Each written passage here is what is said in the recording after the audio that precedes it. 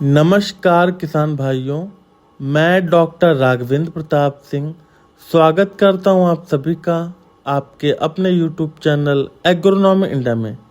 इस चैनल के माध्यम से मेरा प्रयास ये है कि आपको वैज्ञानिक जानकारी मिले एकदम सरल और आसान भाषा में, जिसका प्रयोग करके आप अपनी खेती को लाभदायक बना सकें और ज़्यादा से ज़्यादा मुनाफा कमा सकें। किसान साथियों, मैंने आपके लिए, किसान भाइयों के लिए इस नाम से एक प्लेलिस्ट बनाई है जो हर किसान भाई के लिए बहुत ही उपयोगी है। आप उसे जरूर देखिए।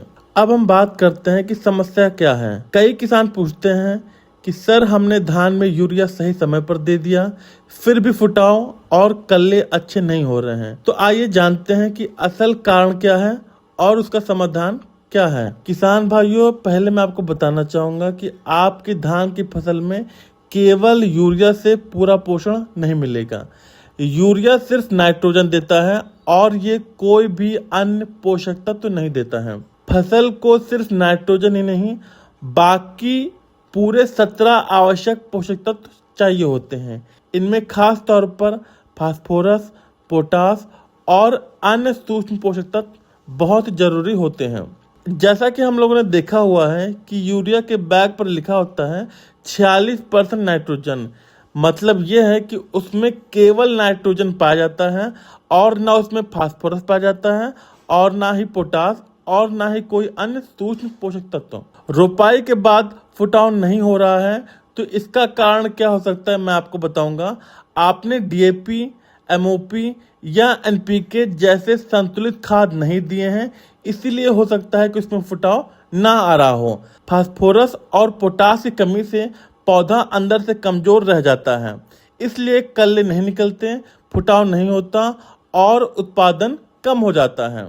अब आपको क्या करना चाहिए? अगर आपकी फसल 15 से 25 दिन की हो गई है तो आपको क्या करना चाहिए मैं आपको बताऊंगा। उपाय नंबर 1 आप कर सकते हैं 05234। ये एक जल में घुलनशील खाद है, इसका प्रयोग आप कर सकते हैं। इसमें 0% नाइट्रोजन, 52% फास्फोरस और 34% पोटास पाया जाता है। 1 एकड़ में 1 बैग छिड़क दीजिए, लेकिन ध्यान दीजिए जो सही तरीका होता है कि पहले खेत से पानी निकालिए, नमी खेत में नहीं रहनी चाहिए।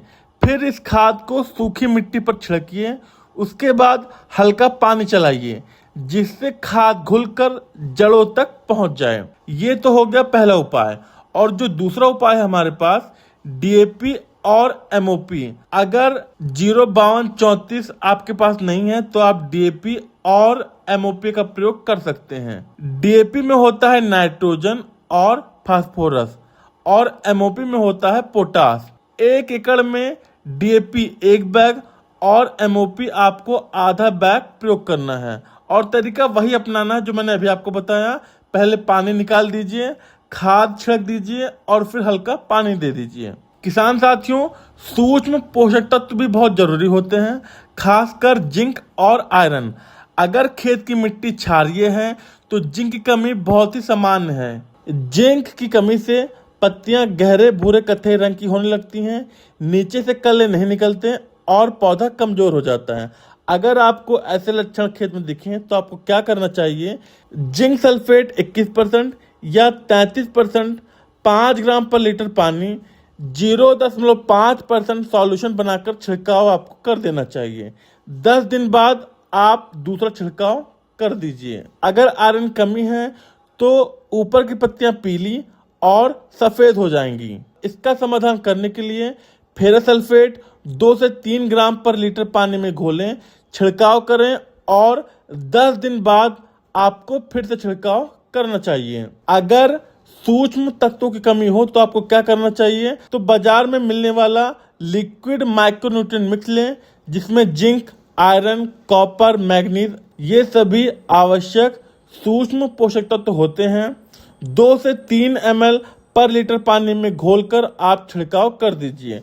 दूसरा छिड़काव आपको 10 दिन बाद करना चाहिए। अब हम बात करेंगे नमी और जल प्रबंधन की। खेत में बहुत ज्यादा पानी नहीं होना चाहिए और बहुत ज्यादा सूखा भी नहीं होना चाहिए। अगर खेत में बहुत ज्यादा पानी होगा तो भी आपका अच्छा फुटाव नहीं होगा और अगर घास ज्यादा है तो भी ये फुटाव नहीं होने देगा। आपको खरपतवार नियंत्रण भी अच्छे से करना चाहिए। तो हमारा निष्कर्ष ये निकलता है कि केवल यूरिया से काम नहीं चलेगा, फास्फोरस, पोटास और सूक्ष्म तत्वों का भी ध्यान देना चाहिए। सही समय पर सही मात्रा में आपको खाद देना चाहिए, तब जाकर पौधा स्वस्थ रहेगा, फुटाव बेहतर होगा और आपको अच्छी उपज प्राप्त होगी। किसान साथियों, अगर आपको यह जानकारी उपयोगी लगी हो तो वीडियो को लाइक करें, शेयर करें अपने किसान मित्रों के साथ, और अगर अभी तक आपने हमारा चैनल एग्रोनॉमी इंडिया सब्सक्राइब नहीं किया है तो अभी कर लीजिए। मिलते हैं अगली वीडियो में नई जानकारी के साथ। तब तक के लिए नमस्कार, धन्यवाद, जय जवान जय किसान।